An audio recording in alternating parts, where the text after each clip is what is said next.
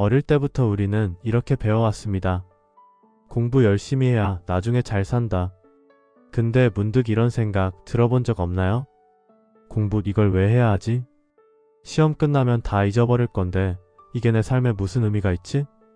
사실 요즘 세상은 정보가 넘쳐나고 AI가 웬만한 건 다 대신해주는 시대입니다. 공부보다 경험이 중요하다는 말도 많고 시험 성적보다 인간성이 더 중요하다고 하기도 하죠. 그런데 말이죠. 정말로 공부는 그저 점수나 스펙을 위한 걸까요? 아니면 우리가 인간으로 살아가기 위해 꼭 필요한 어떤 능력을 길러주는 걸까요?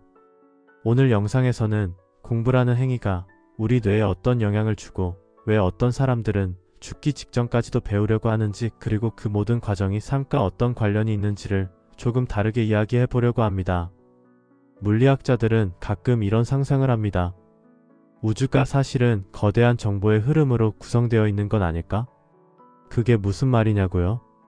우리가 보는 빛, 듣는 소리, 만지는 감각, 전부 전자기파나 분자의 진동 같은 물리적인 신호일 뿐입니다.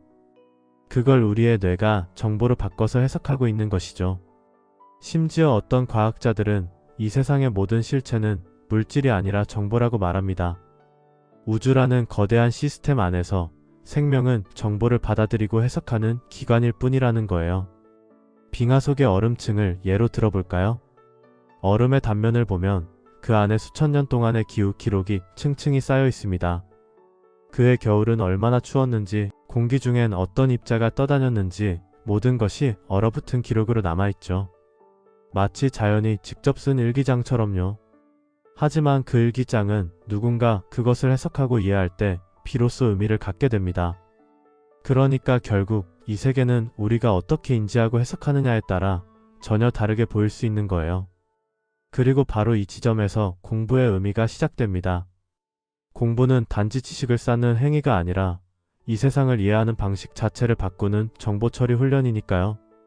우리는 세상을 있는 그대로 보고 있다고 생각하죠. 하지만 사실 우리의 뇌는 늘 추측하고 예측하며 세상을 바라봅니다. 심지어 우리가 눈앞의 현실을 본다는 것조차 외부의 자극과 기존의 기억이 합쳐져 만들어낸 하나의 가설 모델일 뿐입니다. 마치 퍼즐 조각 몇 개만 보고 전체 그림을 유추해내는 것처럼요. 이 과정을 담당하는 건 바로 전전투피질과 편도체입니다. 전전투피질은 이게 뭔가요? 하고 판단을 내리고, 편도체는 이건 중요해요 하고 감정적 중요도를 붙입니다. 그런데 이 시스템이 고장나면 어떻게 될까요? 예를 들어볼게요.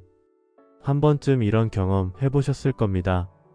시험 기간만 되면 갑자기 방 청소가 하고 싶고 평소엔 눈길도 안 주던 영상이 유독 재밌어 보이죠. 이건 우리가 보는 정보 하나하나가 똑같이 중요해 보이기 시작했기 때문입니다. 지금 이게 정말 중요한 건지 아닌지 우선순위를 제대로 세우지 못하는 상태죠. 뇌가 선택을 잘 못하게 되면 모든 정보가 동시에 시끄럽게 들리기 시작합니다. 그래서 집중해야 할 걸 알면서도 사소한 알림 하나에 금세 휘둘리는 거예요. 또 다른 예도 있습니다. 초능력 수준의 기억력을 가진 사람들, 이들은 모든 자극을 정확하게 기억하지만 그 안의 의미를 파악하는 데는 오히려 서툽니다. 기억은 뛰어나지만 해석은 약한 것이죠. 이게 왜 중요할까요? 우리가 단순히 정보를 많이 모은다고 해서 세상을 더 잘 이해하는 건 아니라는 겁니다. 핵심은 무엇을 기억하느냐가 아니라 무엇을 남기고 무엇을 버릴지를 선택하는 능력입니다. 바둑 기사들은 수백 판의 대국 내용을 한 수 한 수 거의 그대로 복기할 수 있다고 합니다. 놀랍게도 몇 년 전의 둔 판도 정확히 기억하죠. 일반인에겐 불가능한 능력처럼 보이지만 정말 그들의 뇌는 특별한 걸까요? 재미있는 실험이 있습니다. 바둑 기사들과 일반인에게 실제 대국 상황을 보여주고 그 배치를 외우게 했습니다. 결과는 예상대로 바둑 기사들이 압도적으로 뛰어났죠. 그런데 이번엔 말도 안 되는 무작위 돌 배치를 보여주자 결과는 정반대였습니다. 기사들은 그 상황을 거의 기억하지 못했고 일반인과 큰 차이가 없었습니다. 왜 이런 차이가 생긴 걸까요? 그 이유는 단 하나, 의미가 있느냐 없느냐입니다.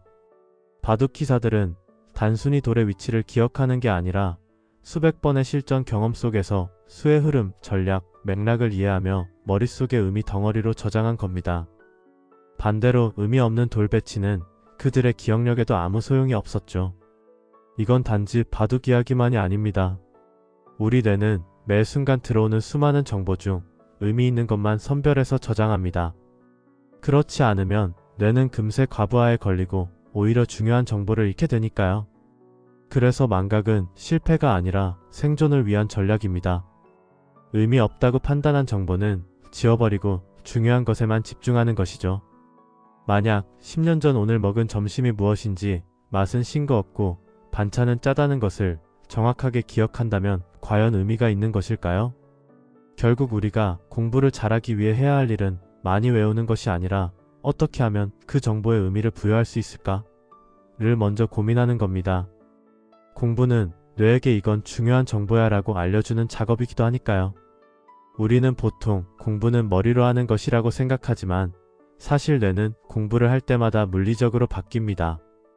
말 그대로 뉴런의 연결 방식이 달라지고 새로운 회로가 만들어지는 것이죠.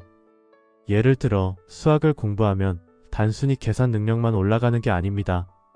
수량을 파악하는 뇌 영역뿐 아니라 주의 집중, 공간 감각, 추상적 사고까지도 활성화되죠. 공부는 특정한 정보를 외우는 걸 넘어 뇌의 기능 자체를 확장시키는 일입니다. 글을 읽고 쓰는 훈련 역시 마찬가지입니다. 시각, 청각, 언어, 기억을 담당하는 뇌 부위가 함께 작동하면서 더 오랫동안 정보를 유지하고 더 정교하게 사고할 수 있는 구조가 만들어집니다. 놀랍게도 이런 변화는 단순한 기술 습득에 그치지 않습니다. 지속적인 학습은 자아를 구성하는 방식까지 바꿉니다. 왜냐하면 우리는 기억을 바탕으로 생각하고 그 생각이 쌓여서 나라는 존재를 만들기 때문이죠. 공부는 단순히 문제를 푸는 기술이 아니라 내가 어떤 방식으로 세상을 이해하고 무엇을 중요하게 여기며 어떤 가치관을 가진 사람으로 살 것인지를 결정하는 과정이기도 한 겁니다. 결국 공부는 뇌를 바꾸고 뇌는 나를 바꾸는 겁니다. 나이가 들면 기억력이 줄고 새로운 걸 배우기 어려워진다고들 말하죠. 하지만 과학은 이렇게 말합니다. 뇌는 쓰면 쓸수록 젊어진다. 하버드 의대 연구에 따르면 은퇴 시기가 1년 늦어질수록 치매에 걸릴 확률이 약 3%씩 감소한다고 합니다. 지속적인 인지적 자극이 뇌를 더 활발하게 만들기 때문입니다. 뇌는 기본적으로 회로입니다. 자주 쓰는 회로는 더 튼튼하게 연결되고 안 쓰는 회로는 점점 사라지죠. 이건 나이와 관계없습니다. 어떤 나이라도 새로운 것을 배우고 고민하고 이해하려고 노력하면 뇌는 그에 맞춰 다시 배선을 정비합니다. 중요한 건 과거에 얼마나 배웠느냐가 아니라 지금도 배우고 있느냐입니다. 지금 배움은 뇌를 자극하고 그 자극은 곧 노화 방치제가 되는 셈이죠. 공부는 시험을 위한 것이 아니라 오래 살아가는 동안에도 나를 나답게 유지하기 위한 최소한의 투자일 수 있습니다. 공부는 단지 시험을 위한 도구가 아니에요.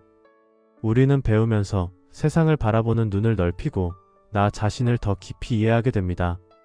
그 과정에서 뇌는 변하고 기억은 정리되고 새로운 사고 회로가 만들어지죠. 그러니까 공부는 곧 내가 누구인지를 만들어가는 일입니다. 공부를 멈추는 순간 뇌도 멈추고 세상을 이해하는 나만의 언어도 잃어버리게 되죠. 그렇다면 우리가 살아가는 이 복잡한 세상에서 지금 우리를 우리답게 만드는 건 얼마나 배우고 있느냐 아닐까요? 여러분은 지금 어떤 공부를 하고 있나요? 여러분의 생각을 댓글로 남겨주세요. 오늘 영상이 흥미로우셨다면 구독, 좋아요, 알림 설정 부탁드립니다. 여러분의 구독과 댓글이 저에게는 큰 힘이 됩니다. 시청해주셔서 감사합니다.